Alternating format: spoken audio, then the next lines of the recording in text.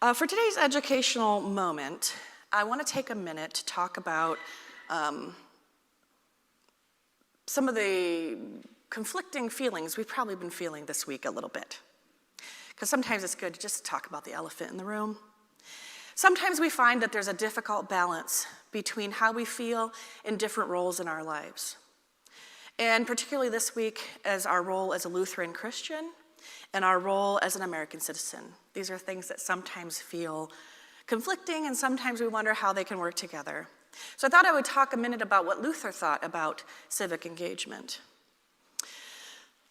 Luther talked a lot about difficult balances that we face in life, and one of those is that we are all simultaneously saint and sinner. And it's okay to lean into these difficult roles in life and try to figure out how to balance them.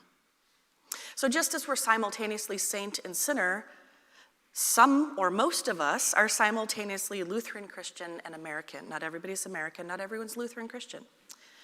So how do we balance those things? Well, the first thing to note is that the official stance of the ELCA is a vigorous opposition to any concepts of Christian nationalism. And that's not something I'm going to go into. It's a big subject. We might talk more about it later, though. The second thing we need to recognize is that not all Christians are American, and not all Americans are Christian. And that's okay. Luther leaned into our two roles, one as Christians working for the church, and one as members of civic life, working for civic life. Both are very important, and it's okay for both to be separate. So our country was founded on religious freedom. I have a slide for you guys today. And this is from Luther's Small Catechism. Sorry, it's a little hard to read. I prepared the slide, so it's my fault. But anyway, I often say that Jesus really doesn't care about the American dream, but it doesn't mean that we can't lean into that in our civic engagement.